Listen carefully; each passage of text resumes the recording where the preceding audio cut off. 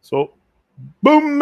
Live and alive in the tube again with Arthur. How are you, Arthur? An honor to have you again, for sure. Thank you. Yeah, I'm here. I'm glad. It's It's always a very cold. pleasure.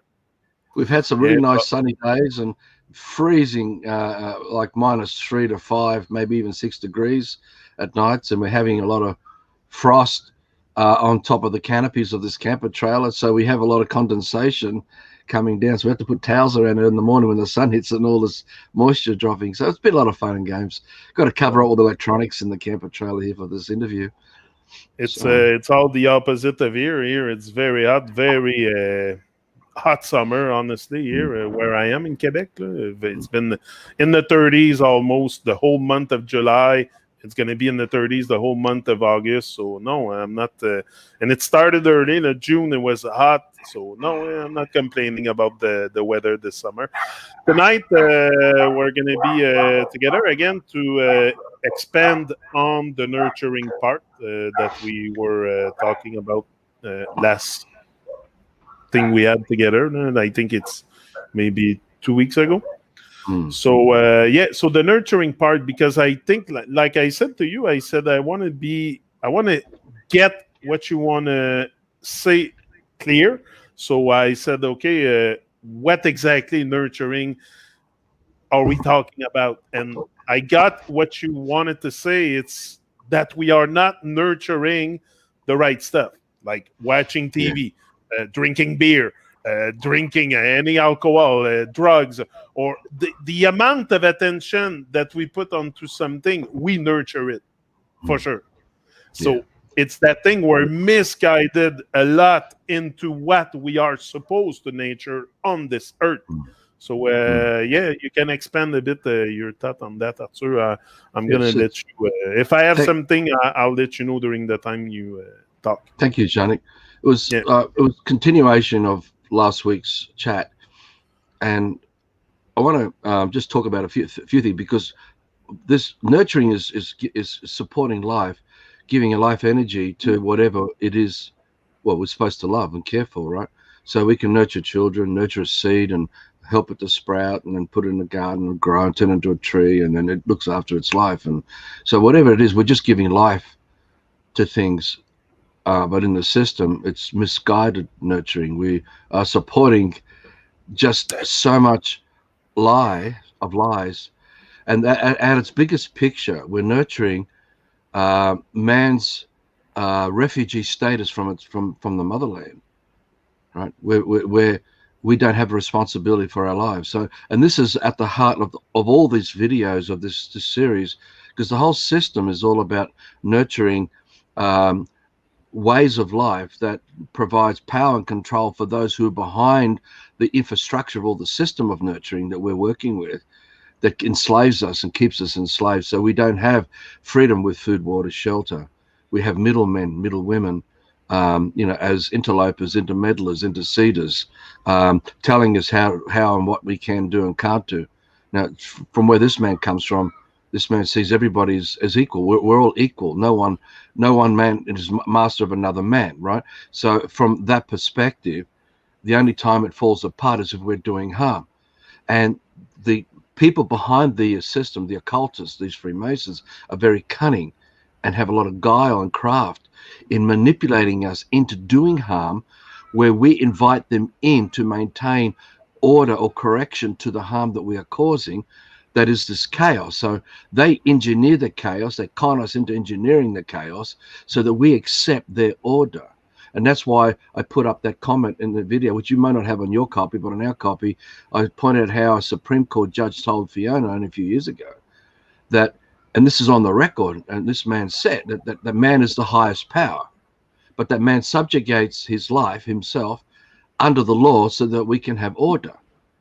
Now, in saying that, he let the cat out of the bags, because to subjugate your life means it's voluntary. It implies voluntary. Now, we've always said for years that the law is voluntary, that taxation is voluntary, that everything of the system is voluntary.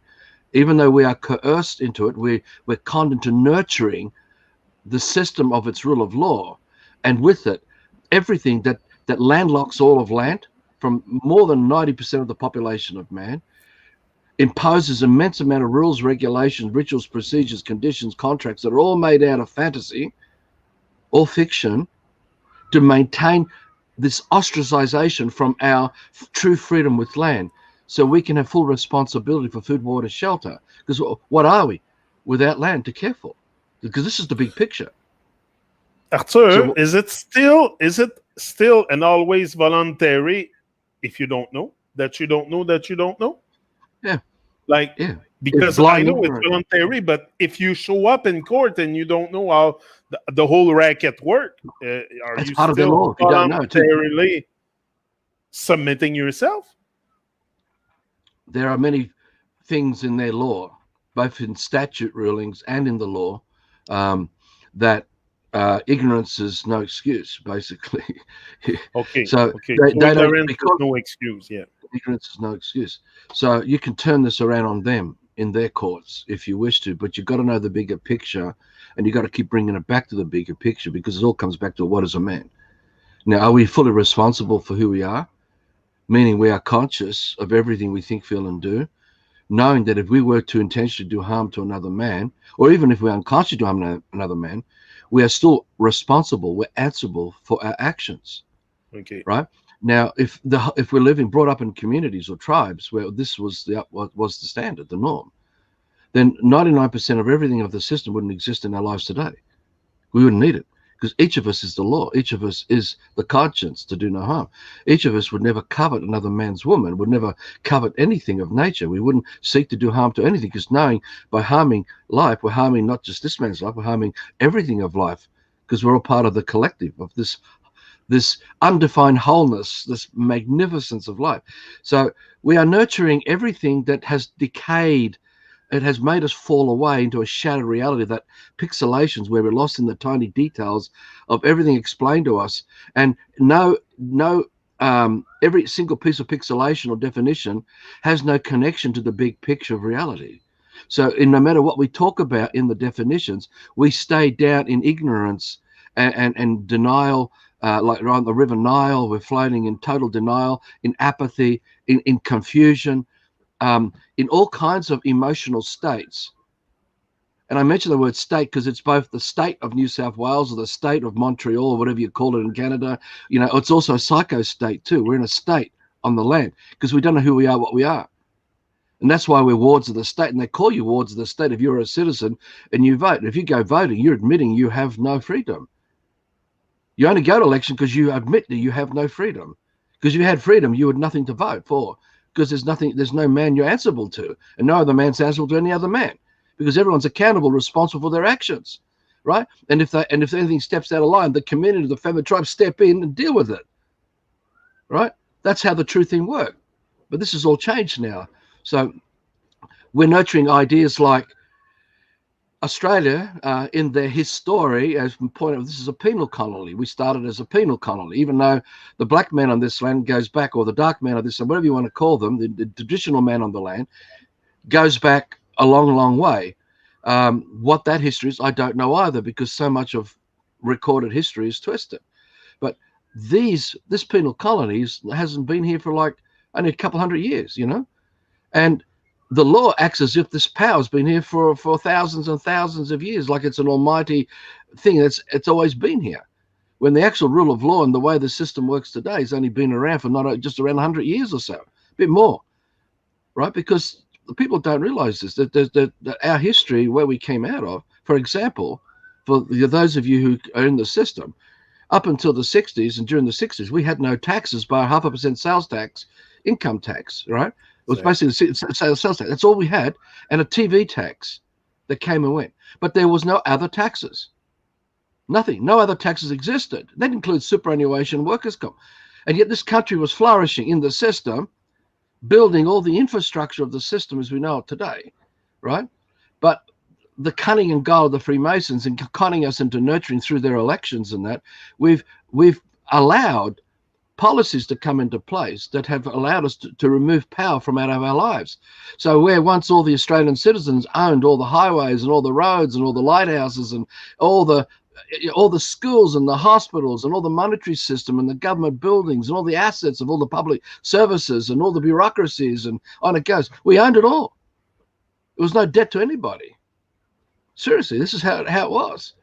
And we went from money we created as a people under the common law of the commonwealth, the wealth of everyone, where the money was backed by the gold standard. So money was created backed by our fruits of labor, represented as the gold standard. So it was almost an interest-free, you could call it interest-free form of bartering in the system, without any middleman siphoning the fruits of labor, siphoning one's life energy over years and having very little to show. You have to pay like 4 to 5 houses to have one house. You work for years paying all kinds of taxes. And this money goes to what? When you look at most of the institutions in this country are privately owned corporations, like the State Debt Recovery Office is owned by an overseas corporation, and its revenue goes overseas. It does not stay.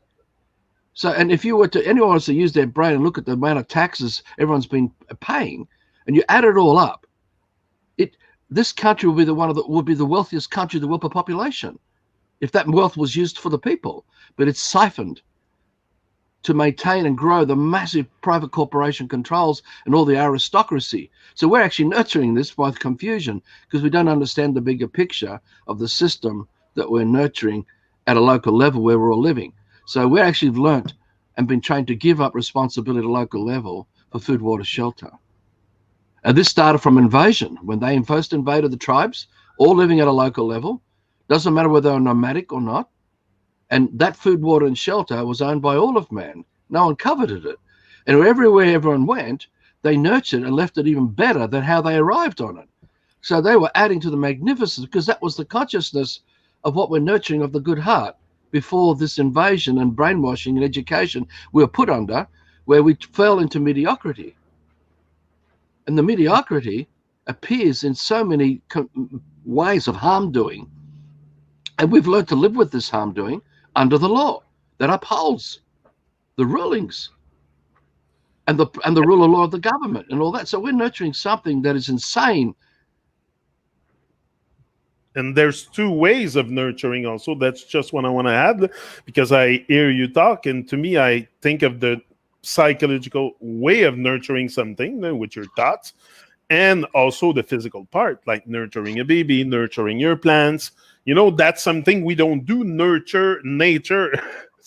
We don't grow food anymore. How many people grow food? So that's physically nurturing something. So I think we could also go both ways, the psychologically and physically.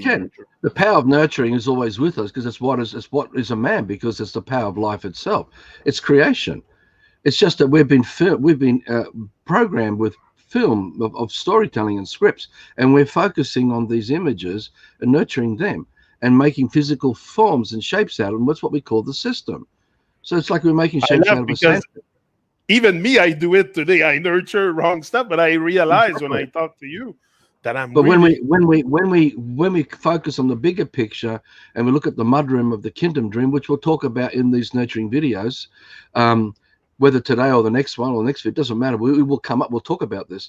I just use the analogy of building a bridge out of the system, using the system to build the bridge. And when we arrive on the other side of the kingdom, right, we are all setting each other free from being underneath each other, with no man-made laws and rules ever understanding us, or anything anymore. So it's a complete mass exodus out of the system in this life, as this life.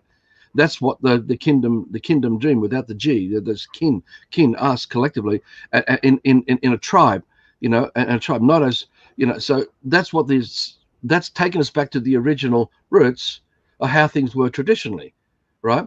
Of man and land. But because of immigration and all the other migration that's happened over the last 100, 200, 300 years across the Western world, this Western world lie, we are all uprooted from our traditional motherlands. And everyone is a refugee on their motherland. And we have middle people called government, govern the mind of man, where we give away our power away to these people who control the bigger thing behind the government and the rule of law of that government, right? Where we willingly allow our life energy to be siphoned and siphoned. that word government là, is so clear in French là, because il gouverne puis il ment. Gouvernement. Ça gouverne puis ça ment. Ment, c'est lying, mentir. Gouvernement, ça gouverne puis ça ment. Mais il n'y a pas personne qui le voit. Nobody see it. Like, this is so obvious. It's part of that confusion, and we don't get to see it. But look, at its nutshell, it's food, water, shelter, and being responsible. Now, the kingdom is about breaking away from the system, so you don't have to wake up to mortgages and credit cards and debts, and that we're disconnecting from all the benefits of the system as well. But because the thing is that while we still want the good bits of the system, we have to bring it all with us. Everything that's ugly about it and bad that does harm to everyone out there. You know, you need basically, when you want anything of the system, you need every child to be kidnapped and brainwashed and turned into the cogs, the wheels of the system to provide you with the system infrastructure so you can get all the good bits you want from it. But what you don't see, what most people do not want to see, is what's happening to every individual family. How many of them have to wake up under the pressure of mortgages, haven't got time, they've got to send their kids to daycare, school care, leave it with strangers, you know, when they should be nurturing their children in amongst nature with freedom to raise beautiful children who have magnificent dreams. Now, all this is corrupted because we are nurturing a system that goes against all of our good hearts. So all the sentiments, every generation, you can go through all the medias and all the recorded books and whatever, and you'll see the sentiments of the good heart calling out generation after generation, do no harm, freedom, life's a gift, all that keeps coming out. But we are nurturing a lie that diminishes all this, that disempowers it all. And we are doing it.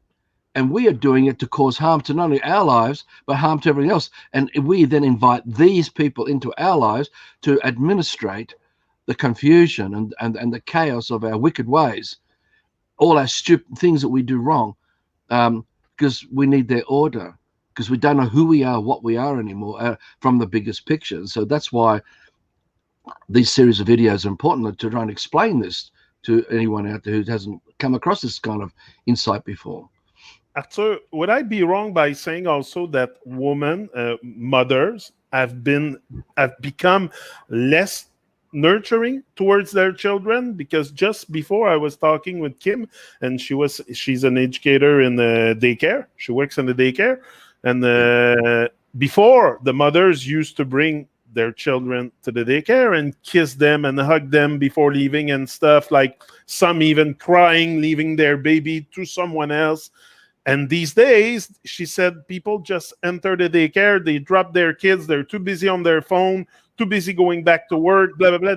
Like there's no, they don't witness no nurturing so much. So could the women also and everything, They got broken wills. Everybody's got broken wills because they've accepted the power of the law greater than their own conscience. And they're not allowed to. So, you know, a vast populations of brothers and sisters are deep in the background behind the benefits we get of the system that we order and pay for. You know, the water, electricity, gas, you name it, driving around, all the things we do. We don't see the horrors of their private lives and the stresses and pressures they're under. Now, we went from the gold standard, where the gold standard was not causing inflation, right? Because money wasn't created out of intellectual property owned by private interests. So you borrow the money from them and you have to pay fees while that money is being borrowed, or what we call intellectual property.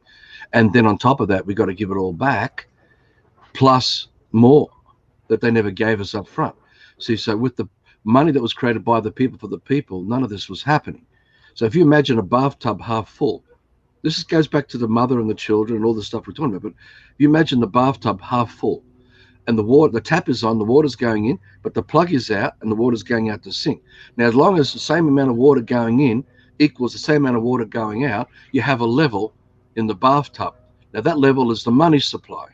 All the money being created privately comes into circulation with interest fees and charges and all that, plus whatever costs on top of it, they add to it. And all the money going out are all the debts of all these borrowings of all this private money created. So basically, if you want to create inflation, you just turn the tap on even harder. So more and more money is coming out, meaning more and more opportunities to borrow money can happen. So there's more competition in the marketplace over whatever, particularly land. And that then also all has to go back. So all this money, intellectual property we borrow.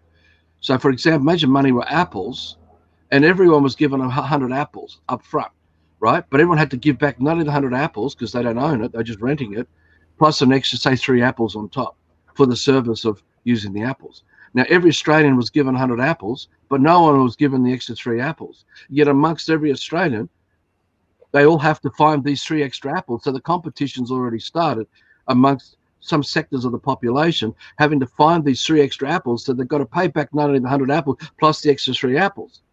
Right. So now some of them are going to have to borrow more apples to serve the apples they haven't got to pay back. And then this fragments and breaks down until eventually over generations, it only takes 60 years to pull off a scam like this. You can end up with nearly everyone broke with owning nothing because the private interests behind the money creation were buying up all the assets and buying everything for private concerns, right? And that's what the real Crown is today. The Crown is a private institution. It ain't the crown of the people. They changed the seal. And so even the Constitution and all that under common law doesn't operate under this commercial crown that oversees admiralty law because we're under bills, statutes.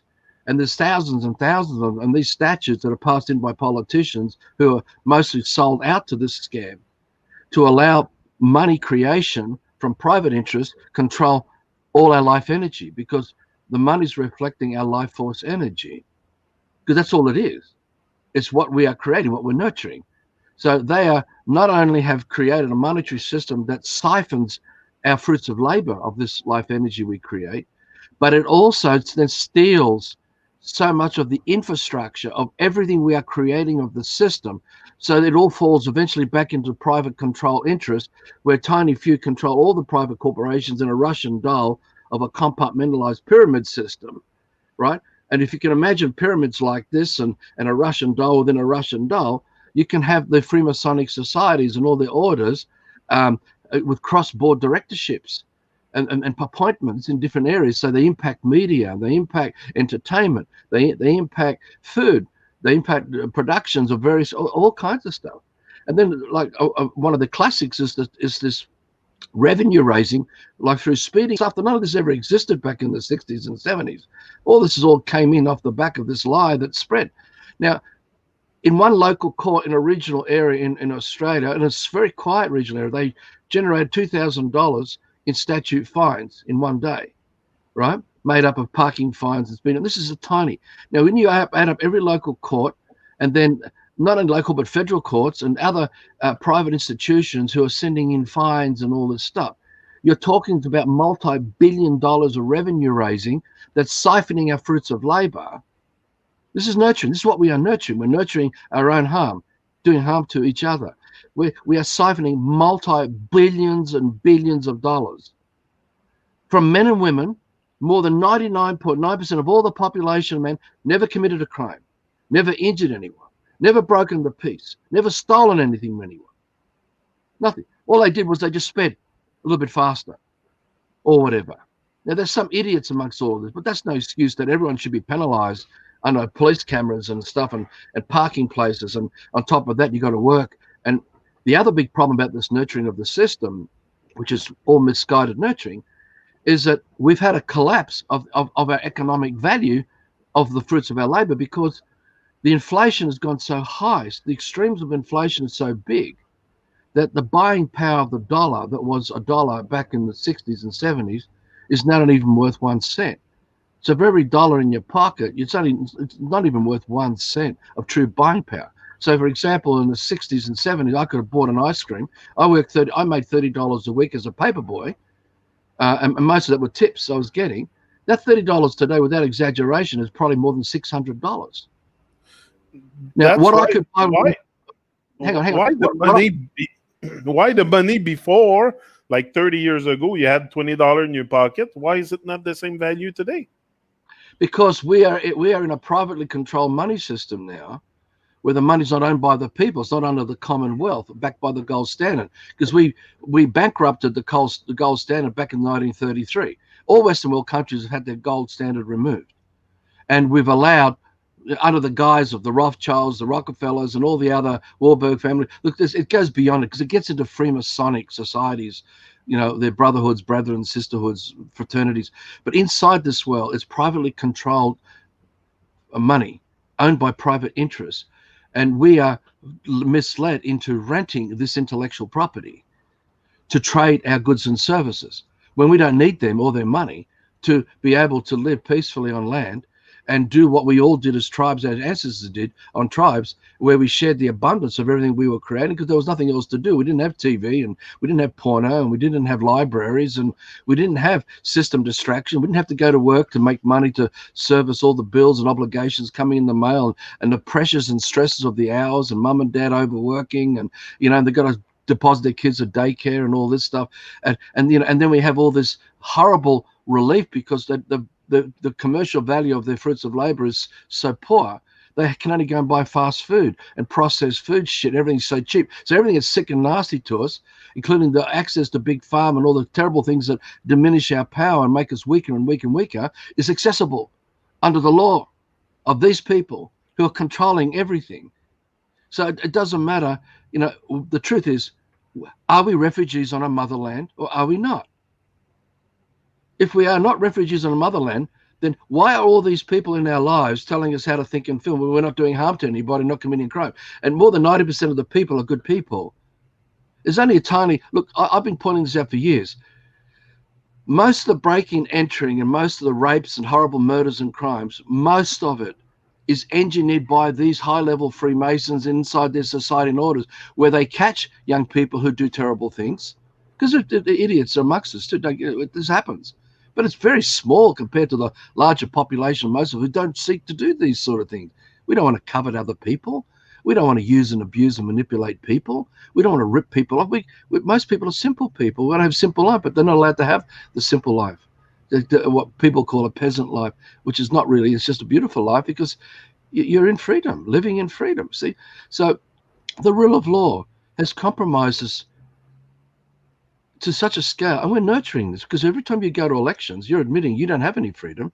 You have no real say except to support this system and nurture it, because you've not been given full disclosure what was done between your ears, what was done to confuse you, because you don't even know what you're nurturing anymore, and the consequences, the follow through, what comes down the line as we expedite the decisions we've made day by day. See, so the goal, this is just I'm not saying the kingdom going back and we're going to have a gold standard. We don't need money or anything, because when we're conscious, we don't own anything. We create abundance and we share it, and we use our senses to listen and tune. We can pick up bullshit when you see bullshit, and you can feel intentions when people want to harm you and all that. It's all built into us. If we're given the freedom to relax and calm down, and you don't have to wake up to these system pressures anymore with all its drugs that dumb us down and all the horrible things they do to the water we drink now and the air we breathe and even the clouds that are coming over us that are not natural clouds anymore, and on it goes. So we have to break all this down, break this down and break away from it and reclaim responsibility, because either we are refugees on a motherland, trapped in a system where we are subjugated, and we are the ones subjugating our lives because we vote, we use their money, we use their services. So if we don't want to nurture the system, we have to give up all the good things of it, because we don't want all the bad things that come with it, because they all come together in this duality scam that we're under, right? So the reason I mentioned about the monetary system and all that is because, like my mother and my father, when they came out at the beginning of the 1950s and they worked hard, they're on the road to owning 4 houses within 20 years. Worked hard. And when you have large Greek communities working together in families, or large Italian groups of families, and later time Asians and that, many European families work together, they were able to move ahead really fast because we didn't have that siphoning of our fruits of labor. Right, so that's why we had a growing middle class in the system, because the middle class was basically everyday Joe Blow simple people who went to work and worked, and because the taxes were almost non-existent, and there was no siphoning of our fruits of labor, and as long as we maintained discipline, like we weren't blowing it on gambling and running around and sleeping around and blowing it on partying and all that, we just kept the disciplines. You could end up with 3 or 4 houses outright with less than 20 years, even 15 years.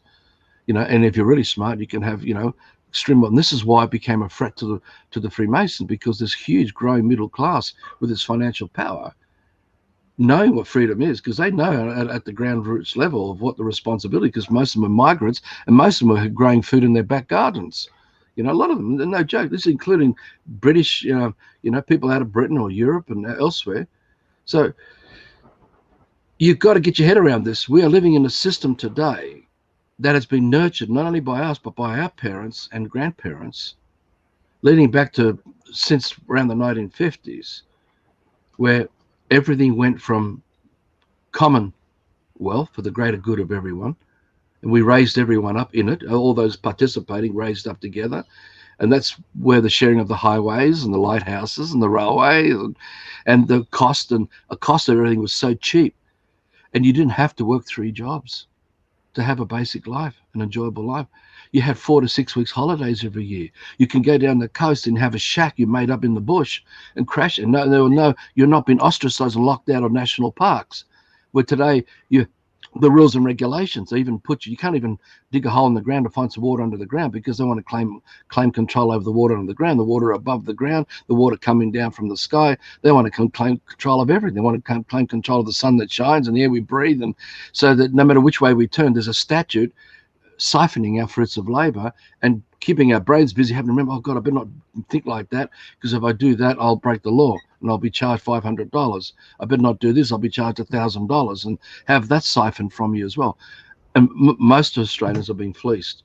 So why Kingdom? Walk away from all of this. Nobody should have to wake up to a mortgage. No one should have to wake up to bills and debts and all this stuff. All that's happened is the full responsibility at the local level of the land we stand on, of food, water, and shelter that gives us that true freedom, has been taken away from us. And we've been misled.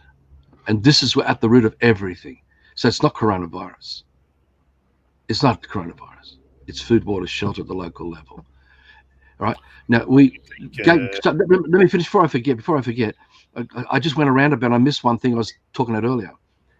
We were all living in Australia. It was a penal colony, supposedly, that started, right, with convicts and all that brought here by the Britons. And then from that, it gradually evolved into local penal councils. I don't know what they called it. It was like an administration at a local level, and they would have, their guns and all that stuff there. And there would be someone in charge, that came under the control of the Westminster system out of Britain. And, and this is the Federation of Australia that we were growing into. So, but whatever they did, they manufactured the idea there were problems bigger than what was happening at a local level, and that we needed to protect us at the local level. So we ended up having to introduce state government. And by accepting state government, we gave more and more power away, nurturing away to all bureaucracies and institutions between the local level and the head of the bureaucracies and the political parties that are running the political system. So the siphoning of privately owned money that was coming in with us gradually, because it was gradually changed from money owned by the people, 1880s, 1890s, right through to bankruptcy and right up into the 1950s, 60s. We still had government, we still had banks owned by the people, creating money for the people. For example, the Snowy Mountains River Scheme, which was maybe the biggest project Australia's ever had in turning a large mountain range area as water collection, generate power, supposed electrical power, to feed Sydney and Canberra and other areas electricity, right? Now, they created the money out of the gold standard owned by the people, and everything was paid from the back of the gold standard created by the people. And when that project was finished, there was no debt owed to anybody. No one. All that money was spent in the money supply. And so that money supply was the wealth of the fruits of labor, everyone working together in this common wealth. So long as nothing was being siphoned of that commonwealth, the prosperity, because it's commercial prosperity, of everyone in the system would win. And we would not have 90% of all the issues today, because most people were not living under pressure that we are known to live under today. So we have more time to dream, more time to have happy, bright thoughts, more time doing community things, more time for all kinds of things that we're capable of if our good heart is not fragmented, by all this pressure we've been put under between our ears.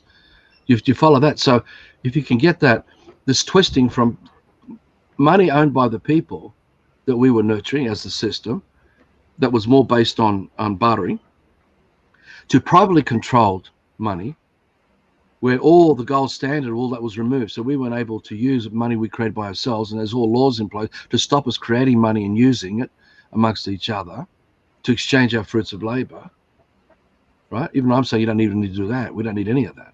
But anyway, that's another subject. But the point I'm getting is that we now live in the times where we have allowed, through the nurturing of our ancestors and us, such a horrific system where you have no rights.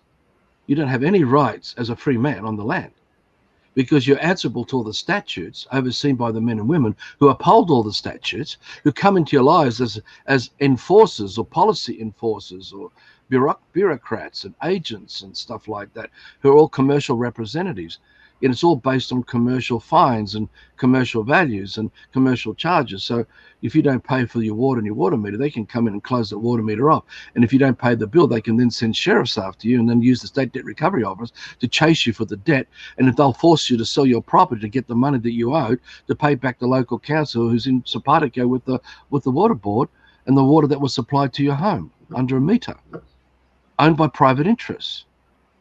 Now, in a non-private control world, none of this would be happening.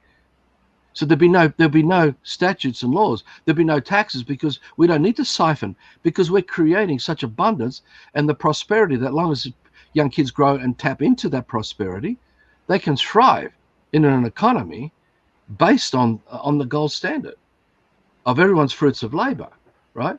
So they have to break that through invasion, war, through rackets and stuff. They have to, these Freemasons come up with 1,001 things. Like when you run hospitals, they make the hospital look like they're run badly to force the hospital to be sold to private interests. So like the same thing happened with Telstra.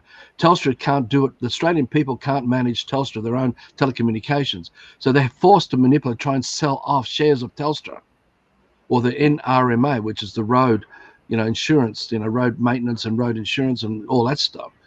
So what I'm getting at is that if you get conned by these people, you can be a citizen who owned Telstra, conned into buying shares in Telstra that allows Telstra to become privately controlled, and then through manipulation of the economy force you or con you to sell your shares back so that the private interests have a greater share portfolio, right? So when everyone was voting over Telstra in Australia, going back in the 80s and 90s, right? They already owned it.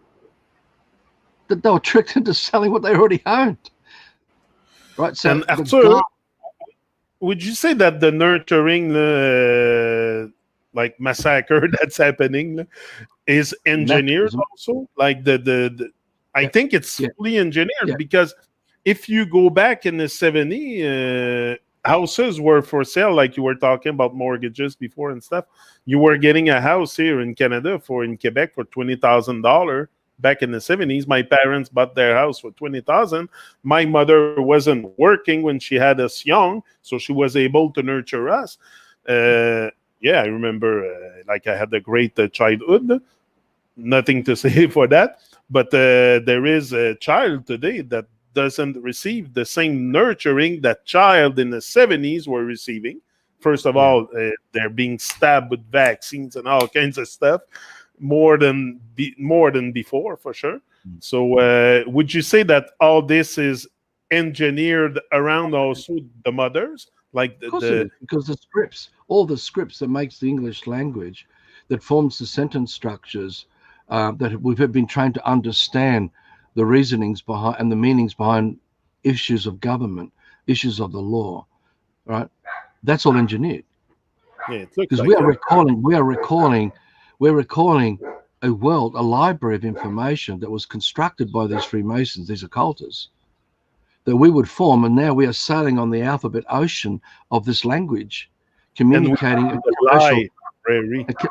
Exactly, and we are communicating. Yeah. Oh, exactly, and we are communicating a commercial language that's intellectually owned by the Crown, that oversees the system of corporation control, private control interests. So the world is this. The world is not Earth nature. The world is this. And when people say save the world, you're talking about save the system of this, So you've got to watch your attention, because nature and man raised in nature has nothing to do with the world. The world is a system where everything was engineered, and we're educated into it, which we talk about in the earlier videos, that forms the loop, the hoops that we have to jump through because we're told how to think and feel. So when they tell you that's a galaxy and that's Mars and that's a solar system and that's this and that, that's pictures we're illuminating over what we're sensing, but we are confused about the fact of where the information come from that we're sensing, right? So I know that the life form that I look at and it tells me it's a yellow daffodil is not coming from the life form. So I'm at least aware of the lie, that it's not telling me it's a yellow daffodil. It's just another man in my head who I'm recalling yellow daffodil, and his story comes with it. So when you talk about government and Australian citizens, and when you talk about ethnicity and all the issues of ethnicity or gender and all the issues of gender, it's all fabricated. It's all engineered because we're not brought up under race, culture, creed, titles, standards, ethnicity, etc. We're not born like that. We don't know what anything that exists, but we get pounded and we're taught that we're Judaic or we're Greek, or we're told that we're some connection to Zionism, or we're connected to the Liberal Party and I'm Anglo-Saxon and I'm English and or whatever. Look, all this his story, her story is engineered. It's not a natural occurrence that children would learn from nature if they're raised by nature. There's nowhere in nature that will teach you ABC 1, 2, 3, or whatever comes out of ABC 1, 2, 3. There's nothing of nature that teaches our children that. Nothing. Never has and never will. But some would argue with you and say, hey, okay, but ABC 1, 2, 3 is good. We can talk to each other. We can count. We can, like, some beings would think that we would be dumb by not knowing ABC 1, 2, 3. Why do we need ABC 1, 2, 3? See, what they got to get is the sun doesn't need ABC 1, 2, 3 to be what the sun is. Nothing of nature and everything of what nature does not need ABC 1, 2, 3 for nature to do what it does, how it does it, right? And if that's the case, we don't need to be brought up with ABC 1, 2, 3 to disconnect us from what the sun's already doing and what nature's already doing without ABC 1, 2, 3 in its life. So all we can do is go to nature and corrupt it and distort it and physically change the form through nurturing the lie of these definitions that we illuminate to create the physical material forms.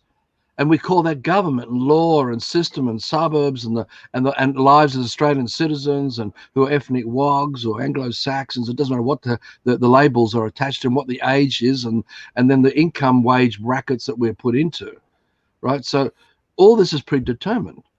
You said definitions, we illuminate. That's what you said. We illuminate it because we believe our sense of belonging. We are putting light on definitions, but it's not light. But that light is light because the Superman costume, we can create the Superman costume, but we're the only ones who can animate it. So we have to put on the Superman costume and walk and talk and do everything for it. So we can animate A and wear A and animate A, no different to the Superman costume. So when you look at ABC 1, 2, 3, and that's all we can do is imagine that it exists and illuminate it through the scripts of storytelling which come out of ABC 1, 2, 3, we will enter into the system of commercial values where we're trading and measuring everything based on whatever values we place. So we can make it tall, short, left, right, rich, poor, right, wrong, and on it goes. And all these dualities will play out. But none of this happens in nature. And nothing of nature teaches us how to behave like this. So the thing you've got to get is that when we allow ABC 1, 2, 3 into our lives and we use it as the language to communicate, we're actually destroying reality all around us to do so. We're wiping it out because nothing of reality can be sustained by the harm we cause to it to turn it into the fictitious physical images of ABC 1, 2, 3 and all the constructs and concepts that come out of it. So the Wonderland is built out of reality. But not much of reality remains when we build Wonderland, which we call the system, with its suburbs and roads and everything else that we do, including all the laws and his story, her story, and its religions, and all the cults and sects of the system. None of this would be happening. Would you say, Arthur, okay, BC 1, 2, 3, we have learned it. Like right now, I'm reading the chat. We grew the beast, not That's true, but just the sentence there, we grew the beast. If I and we can don't kill know them. the pronunciation, the sound that I've been taught, I can just see letters. So what is important that we are taught? Is it the pronunciation, the sound of the words, or the words themselves? No, it's the intention behind the word by those who put those intentions encoded in the word, in the letters, in the sentences. Because the willpower of another man, you will accept that domination over your life, and you will execute exactly what the intentions of that man was by you pronunciating the words, breathing, giving it life, right? Light, because light is life. Life, when we say light, it's life, our life energy. That's our light, holding the dream that we hold. It's just that we are so confused now because we've been given an illusion to worship that we nurture. But why in the word life there's the word lie, in the word light there's the word lie? Because that's what these occultists have done. They've intentionally formed, like the word hello, Hello. but someone else can go hello, and but they don't see that the enunciation of hello, or another one would be something like good morning. Yeah. And I would say to someone, I'm not mourning. It's a beautiful day, but I don't have anything to mourn. So I'm not mourning. So it is recalling, reconfirming our fallen state where we gave up our free will. And we don't think about all this. We just live in the world of the pressures of that other men and women inside our heads that make us go to work for money. We have to go and pay our taxes. We have to do all the things we do, buy the shit because we can't afford healthy, grow food. They keep us distracted with entertainment and lies and drugs and everything else, so that we're just so dumbed down to the immense stresses that we carry because we don't want to hold it. Most people don't want to look at these stresses. They need to have some kind of drug to sort of embalm and put it to one side out of the way, even though it's still there. And so we have all these kind of drugs and chemicals and things that we do to ourselves to move to one side in the illusion of all these pressures and stresses and lives we live that do immense harm. I mean, it's staggering the amount of harm we're all causing even right now. Like we talk about this with internet and telecommunications, and you and I using computers right now. So we know that in the bigger picture, we have to walk away from this in this life, but we need to build a large kingdom of people who are prepared to take that full responsibility to do no harm, right? To be able to return to kingdom in this life without playing out this duality with anybody else. So they're not a victim anymore. They're responsible for everything. So they don't play out ethnicity. They don't play out cult. They don't play out creed. They don't play out gender. We don't play out anything because that's all ego, right? And it's there that we go against the good heart. And if we fight for these belief systems, which is the engineering of the elimination of the pictures put in head by education, because we're recalling ABC 1, 2, 3, and we're illuminating the images as you and I talk English now, right? Now, go further. Oh, I've got to go pick up the shovel later. I've got to go and turn the cloth. I've got to go and do this. I've got to look the amount of instructions of this English instruction program, because it is a program for robots. We are robots, right? We are culturally engineered robots called English. And we are puppets to the strings of our puppet masters up in the hierarchies who have control over the language and the twisting and tweaking of the language that allowed this gradualism of our falling to happen through the generations, where most of us are not detecting really what was going on here. Even though most people had suspicions, they knew things weren't right. They just felt powerless to do anything about it, which we have today. But people feel powerless still now. They think they've got no rights, they've got no power. But it's a bluff. Everything of the system is all voluntary. When we breathe, it's voluntary. Even if we're not conscious of just how many times we're breathing while we're running the rackets in our heads on these tennis courts, in their court systems, playing out their bills in their governments, all their statutes and all the stuff that's floating everywhere. You got a police camera here, you got a man looking at you there, neighbors looking at you there to see if you got to make sure you're not breaking the social distancing agreements amongst each other. So we're we're sheepdogs to each other now. It really is. It's insane. But like what I'm getting at, we're nurturing a way of life that we call the system that actually has removed us from full responsibility and liability on the land we stand on and live at a local level. And we don't have that responsibility of food, water, shelter that follow through of it 24/7, year after year. So we don't need to look over the fence what somebody else has got. And if we have the space to have beautiful dreams, we don't ever want to covet another man for anything. There'd be no idea of raping and pillaging and plundering, and there'd be so much freedom to move and journey to go and find a partner amongst another tribe somewhere. All these. We did not come out of the dark ages. We are living in the dark ages. There were no dark ages amongst magnificence of nature pre the system. How could there be? I mean, a child brought up amongst insects and birds and creatures and beautiful, no non-pollution, non-toxic anything, in a paradise where that tranquility was so incredible and the connection with all the big animals and creatures was so amazing. How could we be in the dark ages? People just don't. You see, we've been told we had a beginning. The life started with the beginning. So we've accepted the idea that the Big Bang, or there's never, paradise might have been a long time ago, but it's all gone now because we're now in the modern age and we came out of a Neanderthal man, and now we have the rule of law to protect each other from each other while everything has been fleeced from each other. So we are not only upholding the present, but we actually uphold the systems of the present that siphon all our fruits of labor. So what's the difference between a dairy farm when you raise your cattle and you go and plug in the hoses to suck all their milk from them instead of giving it to their calves, right? And not controlling the breeding process. What's the difference with us with having to go to work and pay and build and do all the things we do? And where's most of our fruits of labor going? I mean, I know business people who've worked for 40, 50 years and been successful and now got very little to show for it because of the extent of the siphoning of their fruits of labor through land tax and taxes, and the loss of the Australian dollar, its buying power, and the diminishment of money, and the ability to trade and do things in an economy that has been so severely corrupted many times over, including now what's off the back of coronavirus, which is what it's all about. Because again, it's all about food, water, shelter, because we are all on land and we all need food, water, and shelter, and the peace and the freedom of that land with that responsibility, so that we are a man.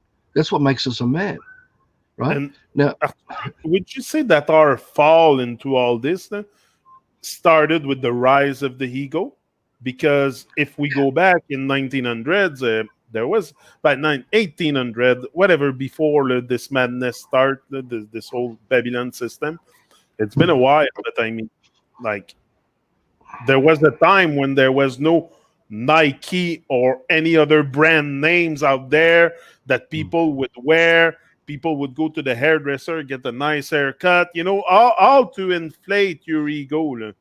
So would you say that all the madness started with the rise of our egos?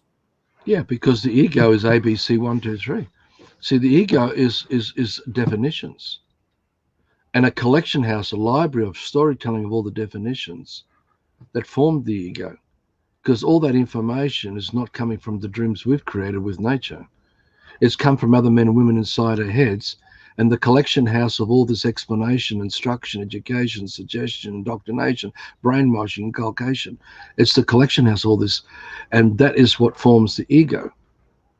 E-go, ecclesiastical. So it's a program controlled by occultists, the ecclesiastical orders of Freemasonry, with an action behind alphabets, where the ego has to go to work, tells the man, the vessel, because the man's possessed by the ego, because it's a demonic entity that we have imagined exists under the name of the birth certificate we were given that's registered as Arthur Cristian. But that ain't me. But the ego's formed it because I've accepted that identity. I've accepted the fiction Arthur Cristian, and with it, all the storytelling that comes with it, that's controlled by the crown, because the crown's power is only over the ego, with all that his story, her story that comes with it. So that's why you have so many libraries and so many for the law and for normal his story, because none of us were there anywhere in his story, her story. We're relying on other people telling us how to think and feel. But regardless of all that, they're still not our dreams. We're not creating these dreams. So the ego is just an imposter that we have formed as part of the collective beast. So we call it the egregore. Or if you look at Star Trek with its Borg collective, it's a Borg collective, and everyone is a Borg, a drone to the collective. So in English, sailing on the seas of Admiralty law of alphabets, with all its constructs and concepts, all the information telling us how to think and feel, what weight values, commercial values, everything, identifying everything unnatural. Nothing unnatural ever teaches this stuff, right? And we sail on the vessel of the ego, on the egregore of this Borg collective, and we are Borg slaves, drones, robots to this collective, right? That's why we voluntarily send our children to school. We voluntarily go to elections. We voluntarily use their intellectual property to rent and trade. We voluntarily accept the authority that comes with it in every area of our lives, and we accept the power of the media to manipulate us and put immense peer pressure and scare people from their true power to stand up and say no to this bullshit. Right, so these people will do everything and everything possible to weaken your ability to use your free will and know that everything is voluntary. I don't know. It's that voluntary part that, like I told you before, most of us do not have a clue what's going on in the world. Is the law making you breathe? Does the law make you breathe? Does the rule of law make you breathe? Right. No, does I breathe voluntarily. Okay. Does McDonald's make you breathe? Does Superman make you breathe? Okay. No. So what is making you breathe? Myself. It's voluntary. You choose to. Voluntary. You choose to have life and keep life. So this is the premise of all of life. It's voluntary. Everything is voluntary. Except that we have used the ego to give us righteousness, to give us belief systems that allow us to go into nature and do harm to nature by doing harm to man, justified because we have a Christian belief that man's a heathen and a threat, or vice versa, that man's a Christian, and those who are pushing attacks on the Christians are coming from Jews or Muslims, and they're justified into raiding and doing whatever harm they want to do to another man. So you go right back to the original beginning of the fall, which is where the big conversation of nurturing will go to today and next week, about this thing, because this is where it's all come out of. We have forgotten what we're nurturing. We don't even know what we are that we are nurturing anymore. And so we're all at the effect of a vast amount of manipulations we call psyops, intelligence operations, controlled by the organizations that of these brotherhoods, sisterhoods, these fraternities, societies, these cabals, these cults of the occults, right? So unless we get our head around this and realize that I'm breathing right now voluntarily, I'm standing on the land voluntarily, everything on nature all around me is voluntary, because there's not a single thing happening to nature anywhere unless we have taken and interfered and broken it down, where we make nature dependent on us holding a garden hose in our hand, and without it, it will die. Where we have to hold food or a creature will die because we've imprisoned nature and we've done terrible things to nature and we've diverted the waterways and we've changed the landscapes so that the whole ecosystem that was taken care of by the ecosystem, or everything involved in it, with not needing us to do anything, right, to this terrible, terrible stuff we've done today, where the rule of law of this inculcation has led to us justify all the kind of harm. So all the time, look, you're going to get rallies. How many rallies are we going to get in the next 5 years of people demonstrating over, coronavirus or this injustice and that injustice, when really all these uprisings, all these people rebelling, they all live local. They all supposed to have freedom at the local level for food, water, shelter. Would you say that doing something voluntary has something to do with free will, or it's completely different than free will? We have free will, full stop. Okay, but I have problem getting that part that people do things voluntarily because they're all so programmed. We're all so programmed in that nonsense. Choice. It's still using the free will.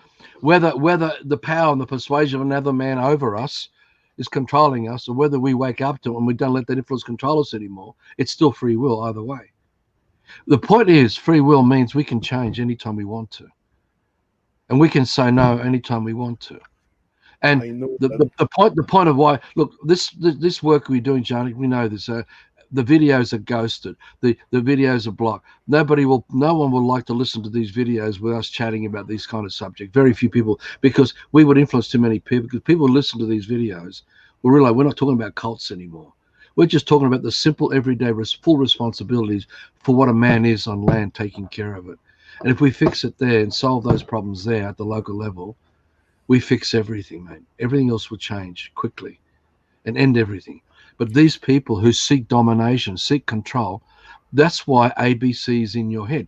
It's because another man has an intention to control how you dream, how you think. Because if they can control that, they can control your vessel, and then they can get access to the fruits of labor of whatever it is your life is representing, offering, right? And if Okay, you take but it if to a they bigger control picture, your vessel, you're not volunteer no more. We're you gonna go volunteer. back. We're gonna come You back can on. never you can never break away from free will, and everything's voluntary. It is all voluntary. Whether you are a victim, look, if you want to harm another man, that's voluntary. You have a choice in that way. For me, I could, like I said, I couldn't look at a sentient creature and know I'm going to kill it so I can eat its flesh. I cannot do that. That's still using my voluntary ability of the free will to say no. It's a choice. Even if I'm hungry, I know I can go and eat rough greens that the creature's eating, and I can get the benefits of the rough greens than having to kill the sentient creature to get access to already the greens it's eating, you know. So, and the only reason why we would lead to that is because we've corrupted the system that's made us all landlocked under land title deeds and all this other garbage, where we don't have true freedom as a man. We don't have true freedom. And that's why I said, are we refugees on a motherland or are we not? I mean, what is a man without food, water, shelter be responsible for? Because that's where it all comes about. Because we voluntarily eat, we voluntarily breathe, we voluntarily drink because we want life. And we want our life to be free because that's voluntary too. That's how simple it is. I refuse through my voluntary ability to say no. I don't go to elections. I don't support their laws. I speak out wherever I can. If people want to listen what I have to share, I will share with them the truth of these things, how I see it. Because that's voluntary, because I don't have anything else to do but this, because there's nothing else to live for, because I see the consequences. If we Anyway, don't change, what I will have not change? a whole bunch of stuff to not to argue with you about the voluntary part, but some stuff that comes to my brain, like you say, going to vote and stuff. Like if I picture myself before, for me was normal to going to vote because everyone goes vote. So and you're told to go vote. So are you doing this really voluntary from the core of your being, or you're doing it out of programming? You voluntarily It's accepted still a broken voluntary. will. You voluntarily accept another man telling you what to do. You've accepted that authority over you, and that's voluntary. Okay. Anyway, Arthur, we're gonna stop this one there. We're gonna think about all that we have said because Well, we you have. can kill your life, right? Look, you look at this. Let's finish this quickly. Each moment, we have the choice to kill our life, commit suicide, or not. Either way, it's voluntary. Now, if you can accept that, we have the power to do that, then that power's with us always, and everything is voluntary. Now, the simple thing is, I'm responsible for this man's life, this vessel, and what this man thinks, feels, and does at the local level where this man is standing. And sure, on the internet, not to lie, across cyberspaces, we broadcast these kind of videos to those who ever get to listen to our chatting, on the alphabet ocean. But you get what I'm saying? So if you can handle that, then all we are really facing is the responsibility of our lives. When people say, oh, I don't know about voluntary, oh my God, what they're saying is, I don't want that responsibility. I don't want that full responsibility. I want to keep giving that away because I'd rather let other people make the food and I go to the shops to buy it. I want other people to bring me the water so I can get the water. I want other people to tell me how to think and feel and what life is and what galaxies are and the universe and Darwinism and tell me about his story and her story and twist it or whatever. You see, I refuse. I take full responsibility not to entertain this anymore. It doesn't mean I'm a cult leader or anything. It's just simply, no, I don't want to support a system that does immense harm. There are just too many people in the background that are suffering. Homelessness, malnutrition, injustice beyond comprehension, cruelty that's just, and sickness and disease that's just beyond, it's beyond our ability to even record it all now. Very individual life out there and what's happening to them. We don't want to see it, because at the local level, if we were seeing what's happening on a local level with that responsibility, we would put an end to it. But because we're so shut down, we don't want to take the responsibility. We don't want to expand the dream to a bigger picture that holds everyone's life in our dreaming, where we are accountable for our actions so that what we do doesn't affect them and what they do doesn't affect us. Now, we don't need to go to elections to solve that. We don't need their government corporations to solve that. We don't need anything of their world to solve this. We just, each one has to say, no, pull away. And we work together to create ways of life where we don't support this anymore. And we're not harming anyone. We're not invading another country. We're not stealing anything from anyone, because no one owns anything anyway. We're not talking about burning everyone's houses down and creating chaos everywhere. We're talking about walking away peacefully and use the system and recycle it until it's not needed anymore, and it's buried in the earth of this new paradise with food forests everywhere and beautiful kin domains appearing all across earth, all unique and original, every man unique and original, never to be repeated anywhere. There's no race, culture, creeds anymore. There's no titles, standings, and commercial laws. We have the free will right now to choose that. Do you want freedom or not? That's it. Do you want the responsibility of freedom or not? Because the system is limited responsibility, limited liability. That's why you have other people in your life who oversee what you do and what others do, because you allow them to keep maintaining their interference and siphoning of your fruits of labor, because you want them to maintain the land title deeds and the arguments that come up about each other's property and what they do on each other's property. Right? And then the private corporations, the law is protected by them, that allow them to steal much of the wealth and allow countries under private corporations to take control of land, food, and shelter, because that void, the void of all of that is the amount of the lie that we've fallen into, where we gave up that responsibility. That's what the system is. That's what coronavirus is. That's what coronavirus is. There'd be no coronavirus at local level if we were all brought up by nature, because there'd be no sickness and disease as we know it. And we would have very strong immune systems, and we would welcome anything into our bodies and let our body assimilate it. And even if we have to rest for one day, even if we had to get a fever, you don't die. Your immune system's strong because it's voluntary. We choose to be strong. So, it's you understand this. This is serious stuff.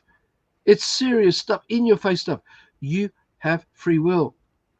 You do not have to support any good things of the system anymore, so you don't have to argue and bitch and complain and react and run away from all the bad things you keep calling to you.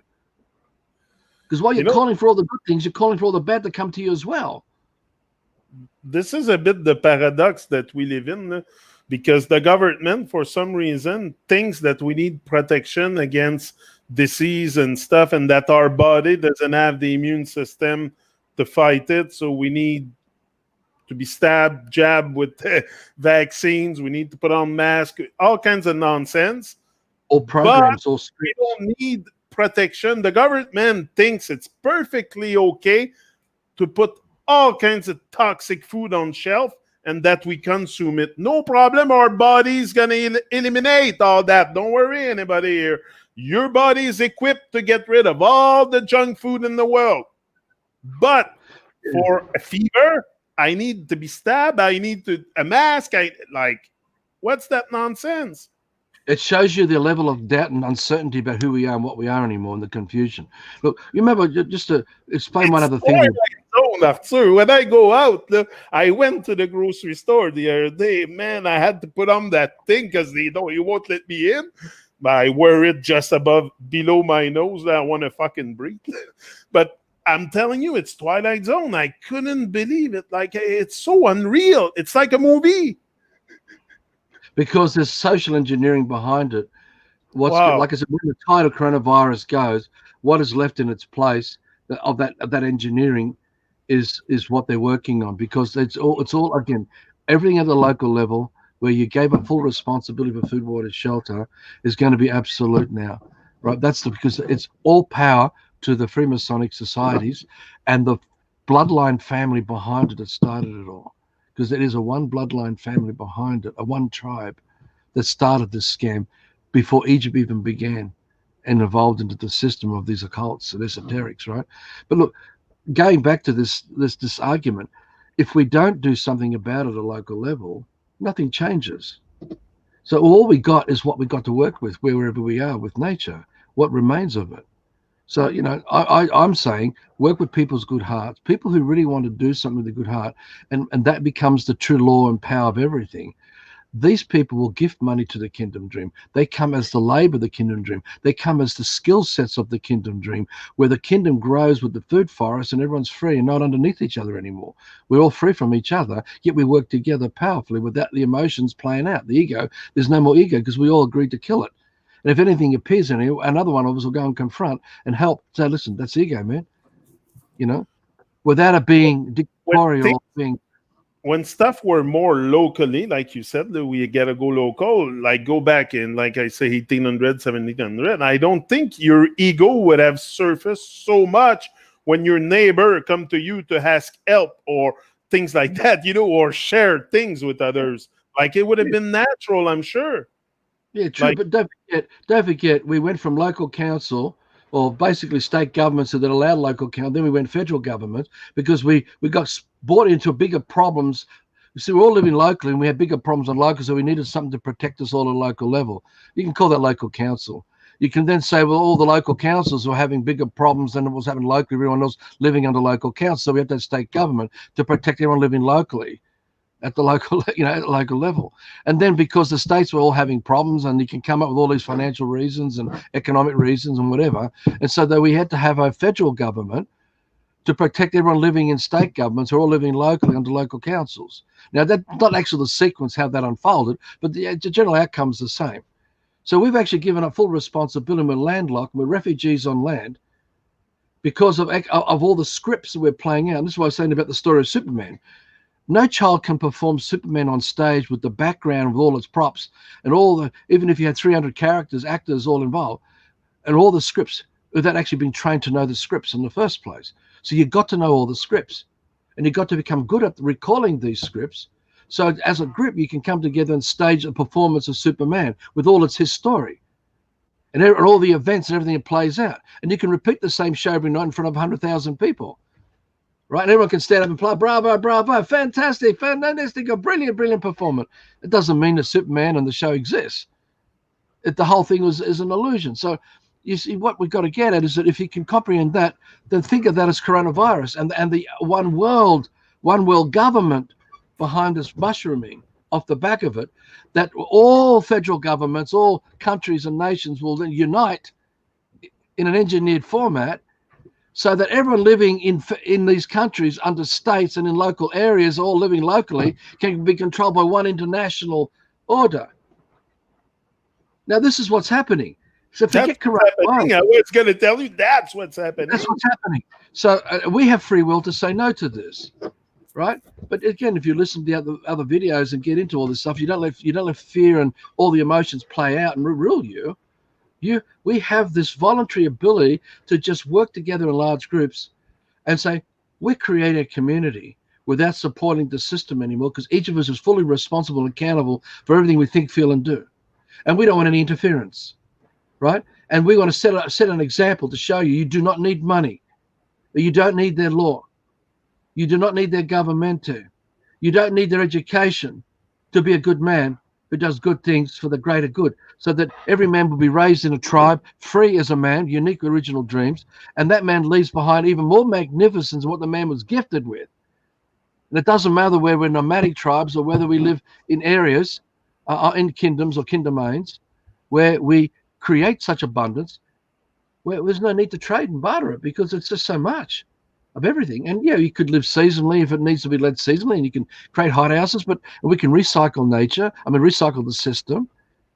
and use it, consider we've already, but we can recreate so much magnificence of abundance that we could feed all the population 4 or 5 times over every month and more.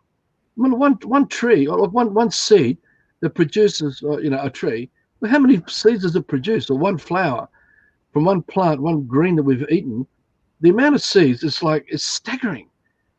Some produce thousands, some produce hundreds. But everything was meant to be magnificent because we're expanding, because we're creating family, creating children, everything's expanding. We're all breathing out the good heart. That's what we're illuminating, naturally, not the ABC. And we're all raised up in a growing dream of life we call Earth, together in wholeness, where not a single man, woman, and child has been invalidated, where they haven't been compromised, where their uniqueness and originality has been, altered, and that their true freedom has been compromised. The whole idea is to break all this down, and it has to happen at the local level, even if it means we have to dismantle cities to return them back to natural forests and stuff, where you can have hubs of kingdoms amongst it, because we don't need to live in a centralized chicken coops, pigeon coops, exactly. And be battery hens and be raised and nurturing a system where everyone, look, here's another part to this thing that I really think is very, very, very, for me, one of the strong influences. Sydney, for example, Sydney has a population of roughly 5.5 million now. There are no food forests that can feed all of Sydney all year round, every year. There wouldn't even be 0.05% of anyone living in Sydney that has the skill sets to grow food all year round. There will be not even 1% of the population actually have gardens that feed them all year round. Not even that, and have that skill set. Now, all this food, water is coming into Sydney, is coming from outside Sydney through private control interests, right? It doesn't matter whether the food's owned by corporations in China or not, and we're importing Chinese food. It doesn't matter whether the Chinese have bought out the land and the food production or the private corporation controlled by any European international, corporation or American or Asian, doesn't matter. It's all one and the same scam to me. How much, you have to imagine that probably at least 90%, I would say more than 98, even 99% of all the food and water coming into Sydney is coming from outside. Now, if anything happens to the economy of that 5.5 million people, if anything happens to electricity, to petrol, transport, anything breaks any of these things down, you have roughly 5.5 million people spoon-fed all day, and that's all they know. Spoon-fed 24/7. So what's going to happen? Now, let's go further. Every city in Australia is this. I have to leave very soon, so if you don't mind, I'm winding up now. To wrap this one and continue on the next one. Thank you. So to finish this up, every city in Australia, even rural cities in Australia, are the same. Even in country area regions now, it's the same. And when you have the whole of Australia with land, food, water, shelter being landlocked, and most people living in these fictions spoon-fed, what happens if anything went wrong? We had to finish this now. We only recently had all these bushfires up and down the east coast of Australia, and many of us were affected. We weren't affected as bad as most other people, but it was. I won't go into all. It's not important. The thing, what I do point out, is that I saw one area down in Bateman's Bay, which is down the east coast of Australia, where I was heard something like 1,200 people were in lines trying to get access to food because they had no food. Now, I know what the Cronulla riots looked like in Australia all those years ago, like 10, 15, whatever years ago it was, what happened. That will look like nothing compared to what will happen if the powder keg was lit because of the economy being tweaked thanks to coronavirus, petrol transport, everything stopped. Where are these people? Now, you imagine your country will be the same. America will be the same. Everything has become landlocked, food locked, water locked. What we called, like you talked at I mentioned the word embargo, and you said it was a, what did you call it? I forgot it. The blockade. The blockade, that's right. So we're living in a blockade of our own doing, voluntarily accepting it. So if you want to stop that, You got to fix it at the local level where you're living with other people who want to live at a local level, who want to move together with you at a local level somewhere and get a kingdom off the ground. Right? So we'll talk about this next week, go more into this stuff, but this is at the root of everything. Yeah. The private corporation's not going to fix this. The government's not going to fix it because they're part of the problem. And all the people who support it are part of the problem. So if you go to elections, they're not going to fix this. If you're using their money, you're not going to fix it. So everything you use of this will not fix this problem. So all we can do is disconnect and start working with our labor where it's not being siphoned anymore for a bigger dream where we work together and create a kingdom, where we use the system where all this shit happens and bring whatever we can into it without harming anyone, without committing crimes or anything like that, and establish a way of life voluntarily where we're not a cult driven by drugs and alcohol and booze and and dictatorships and cult leaders and all that crap. So we'll talk about it next week, mate. And yeah, I'm gonna be here again for sure next Sunday, same time, our usual time. We've been on and off a bit because we've been having weather issues, storms and thunderstorms and lots of rain and stuff. So we just have postponed it. But if everything is good, we will be here again next Sunday night in Canada and Monday early in the day for you in Australia. Yeah. Not the morning. We're not morning anymore. Yeah, it'll be part 3 of nurturing. This is part B, or last was part A. This is part B. Next one will be part C of the duality of the cult of hoops. Yeah, I'm gonna have a lot more for you. I'm gonna think about everything we have talked together, and I have still a lot of questions, a lot of interrogation that I want to share with you, and maybe you can put a bit of I don't like the word light so much no more. Put a bit of you can say light. It's fine, mate. Word. You are light. I don't know. I realize light.